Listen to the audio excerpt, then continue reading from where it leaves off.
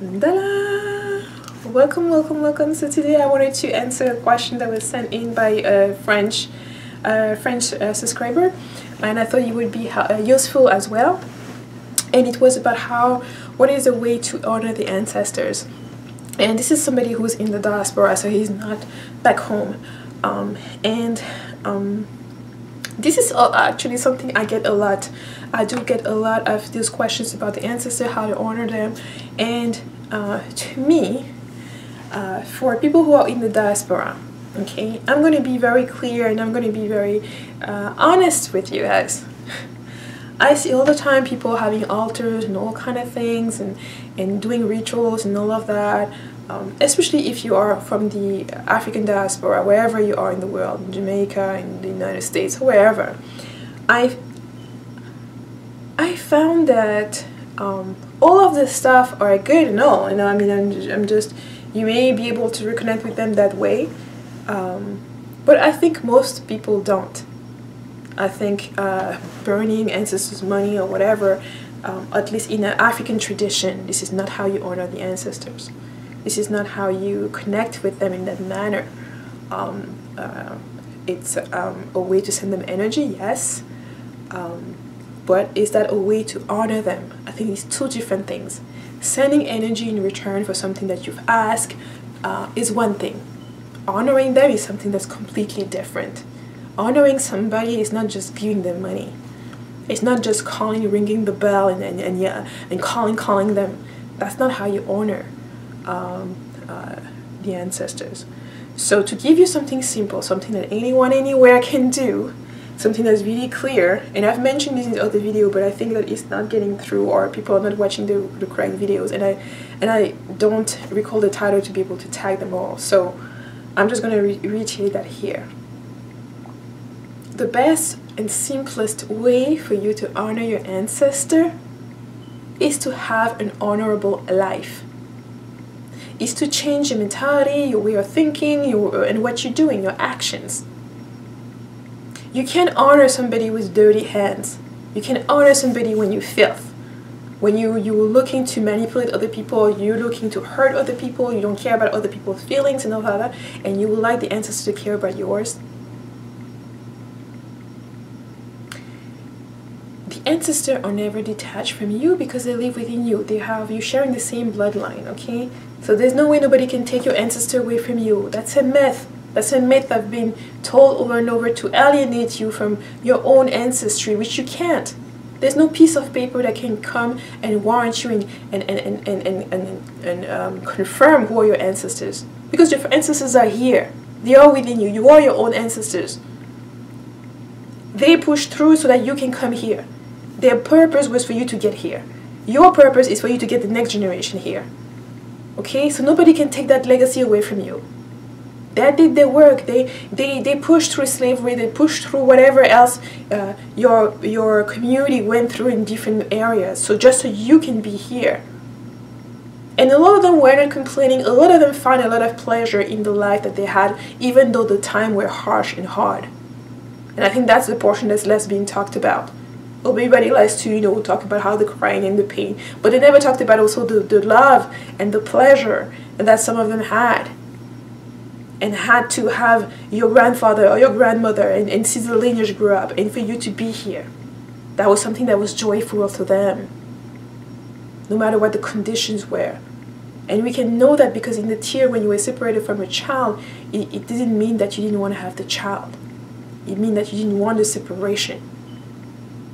So you are here within a specific lineage, a lineage that cannot be detached from you, that cannot be taken away from you, and a lineage that you just need to activate once you start honoring them in your action, in your thoughts.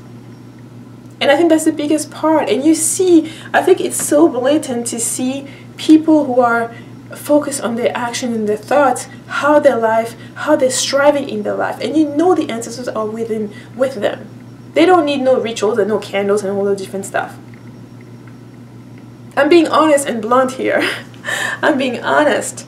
Not so much blunt because I'm not just doing it in a harsh kind of way.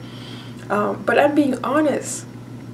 People who focus on their action and their on the action and their way of thinking, in choosing to make decisions that are going to honor, to give them an honorable life. And I'm not talking, honorable has nothing to do with morals, okay? Honorable, that or doing the right thing in the right circumstances, has nothing to do with morals. It's not what the Bible is teaching you. I mean, there are some things that are relevant in the Bible, but it's not what society is telling you. It's you assessing, using your own discernment in every single situation to do what should be correct, what ought to be done in that situation. Sometimes it's time to correct a child. Sometimes it's time to nourish them. It's to assess each situation with your own discernment, and to have that intention behind it, that it is your purpose, your intention, your final motive for it to be honorable, for it to serve your lineage, for it to help you prosper, for it to be able to nourish the legacy that you're part of, that you're continuing. Killing other people, trying to manipulate other people, stealing from other people, lying to other people, all of that is not going to help you honor the ancestors, no matter how many things you're burning at your altar. I'm sorry. I'm sorry to say. Some of you are lucky that you don't have an ancestor's name, because when you have a name and you're not carrying it and you're doing all kind of stuff, all of that backfires. They keep looking, but they're not going to intervene in your favor, because they see what you're doing. And I think this is a question. A lot of time people will say, well, you know, how come African Americans are not protected? Some African Americans are not protected, or this and that. And I said some of them are not falling and living in line with their purpose. Because living in line with your purpose requires that you take most of the responsibility for your own life. That you start making and doing these decisions that are going to support you no matter what the outcome is. No matter if it actually gets you to be have a glamorous life, or it matter if you end up living a miserable life. That's not what matters. What matters is the intention and the action that you've taken. And this is why, you know, there are people who live, have a, stable life, and they're sort of financial, they don't get super rich or anything like that, but they have a much fulfilling life than people who are, super rich and doing drugs, trying to escape the reality of being super rich. Do you see the disease and the illness? Trying to escape the fact that they have all this money, they don't know what to do with it, or they know what they sacrifice to get that. It's much more conducive to have a fulfilling life, even though you are financially modest. Okay, and for you to get financially stable, that's your own responsibility. In this day and age, there shouldn't be any excuses for you to not get financially stable, given all of the avenue on the internet. And you can use whatever excuses you've been using before on the internet. You can be whoever you want to be. You can sell whatever product you want to sell to anyone. There's no restriction. Nobody can control that and prevent you from doing your own sales on the internet. So it's really a matter of you changing your mentality. And if you want to honor the ancestors, to me, that's the greatest way you can honor the ancestors. Honor them by including them in the decisions you're doing every single day. Is this going to honor what my grandfather built? Just think about it. You've been given a house that was built or bought by your grandfather, and now you're thinking, I can't keep up the house. It's like you start thinking about ways to keep it in the family, even if it means dealing with your brother that you hate or you haven't spoken to, whatever. These are avenues for you to consider. You can't just dismiss it just because you feel like it. Honoring the ancestor requires that you make decisions that require that you take that responsibility, that you have the maturity to do it. And you don't have to honor the ancestors. That's the other thing. It's like this is because I'm answering questions that came to me. But those are things that are required. Now, if you don't want to do it, that's something else. You are never forced to do anything, okay? And so are the ancestors. They're not forced to help you. They're not forced to intervene if you're not doing something that's right, if you're butchering their legacy. It's they will intervene the more you do things that are aligned with what they were building, and they're aligned with what they're building and furthering the legacy, and the more they will do for you, to protect not just you, but your children and the children coming after that. Think about it, you're furthering the legacy, that means they can come back. It's important, as an African, furthering the legacy and the community, it's an important core value. Okay, that's why we always say, you know, go have children and prosper. Having children is a blessing in our values, in our tradition, in our community. It's a blessing, no matter what circumstances you had or whatever the situation you're in.